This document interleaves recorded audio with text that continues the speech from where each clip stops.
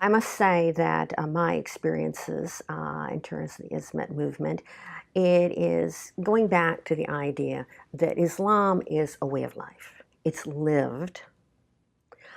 And as a consequence, you set an example.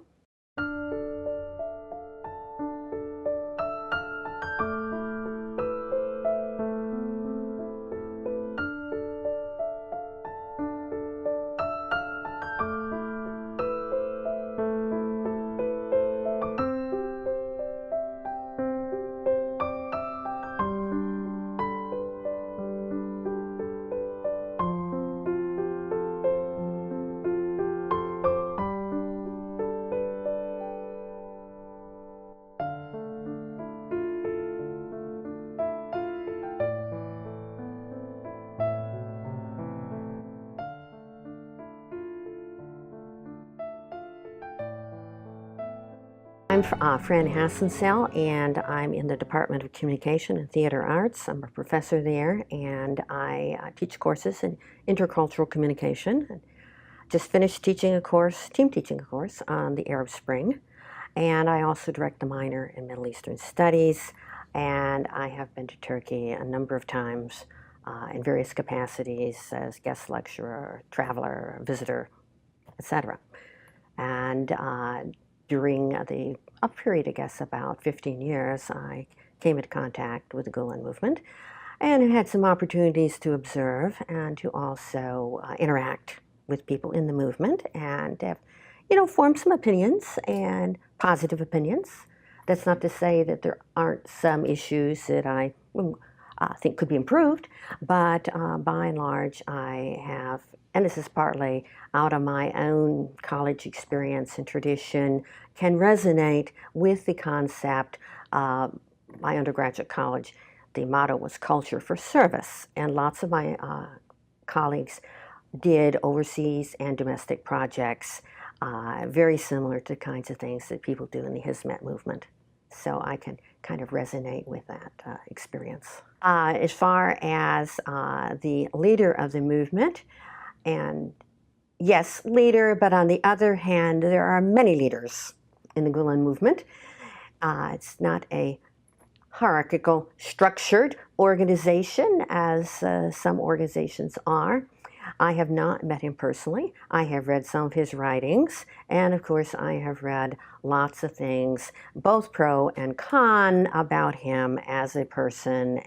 But I must say, the things that have about him that are con are lots of times, as some of my colleagues have pointed out in various books, scholarly books, are pretty baseless as far as the cons, and I would say overall, in terms of his being an inspirational leader, overall in terms of his vision, I feel quite positive. Well, I would have to say in the area of education,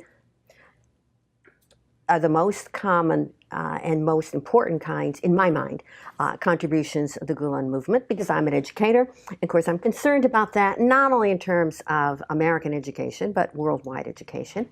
And particularly in Turkey, where getting into universities and being well enough prepared, we have this problem too, is an issue. And certainly the high schools and the preparation schools, exam preparation schools, are an important factor in the fabric of the education in Turkey in terms of not only preparing students, but I've met many students who, had it not been for extra financial help or the ability to board, they would not have been able to go to a high school that would have equipped them for college. And I think that's very important. And if you spread that out into other countries, which the Gulen movement is doing, they're basically working with those that are underserved and those who have limited opportunity.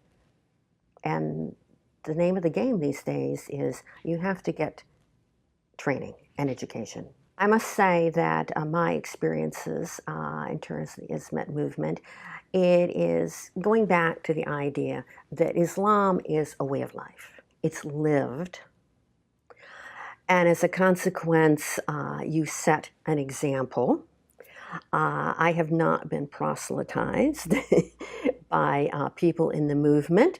Like I said earlier, I resonate because of that concept of service, that concept of as it were, pleasing God by the kinds of activities you do, by the going in and giving a helping hand, whether you're removing cataracts from people in Ethiopia or you're setting up a school. And I've seen, you know, and heard about various activities that are done, particularly in underserved regions or in the stands after the Russians pulled out. And in contrast, Saudi Arabia went in there with mosques and with Qurans and evangelized and heavy dose of evangelism, whereas the Gulen people went in and provided the kind of services people needed. And that's, I think, a very important difference to make.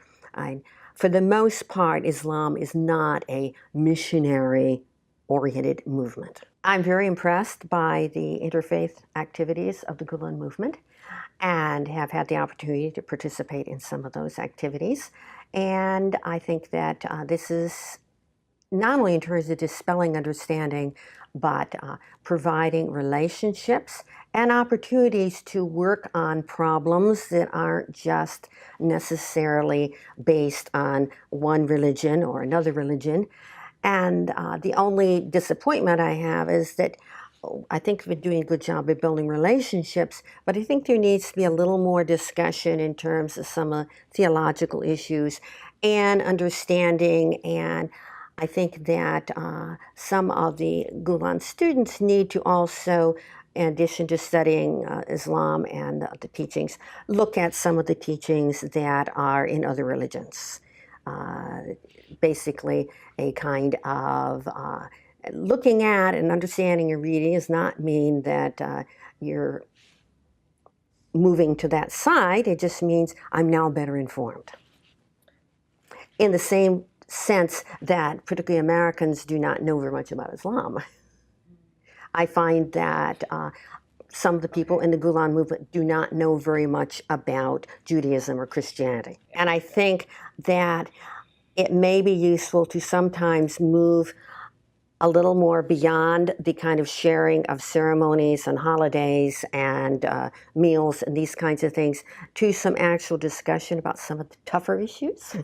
In terms of Hizmet's relief activities, I mean, this fits into the Judeo-Christian Islamic tradition of charity, giving alms, zakat, what have you, but certainly that is a long-standing tradition, and it also gives people the opportunity to participate for a brief period of time. If you're going somewhere to do cataract surgery, you're there for a week and then you're back home again. Or if you can't go for lots of reasons why you can't just take off, you know, a year or whatever, particularly if you're established with a family, but you can donate either money or materials or whatever, and I think that's important. And it also makes for dialogue, and the fact that groups go in and work with the population after some kind of natural disaster. This starts to open up dialogue between people. We saw this happen, albeit kind of slowly, with the Greeks and the Turks in 1999. But I think there is, and this is true often in, as you're going on the road to democracy, you start to see conspiracies, and you also want to blame other people for your shortcomings or the things that you may have wished had worked out differently. And in some respects, I'm seeing this happening, and this has happened in our politics. This happens in other people's politics too. The kind of scapegoating, blaming, trying to duck responsibility for bad decisions that you've made. People have to remember that the Gulen movement is basically a civil society movement. And as a civil society movement, there individuals are going to participate in politics and political activity.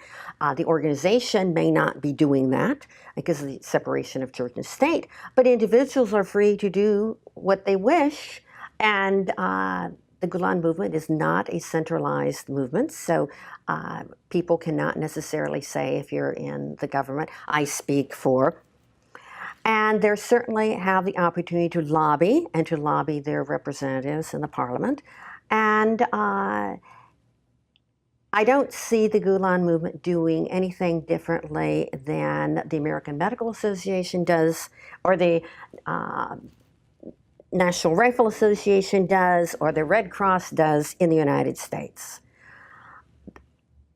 This is how you get, as a government official, information about what the population is thinking. And you need to be open to all groups in your population, the Gulen Movement and the anti-Gulen Movement people, and the people who are advocating building doing an agricultural project somewhere in the eastern part of Turkey. And that's part of how democracy works. There's this back and forth dialogue, and if you start blaming and you start scapegoating, that ends the dialogue, which means you may be missing out on some very important information that you need to hear.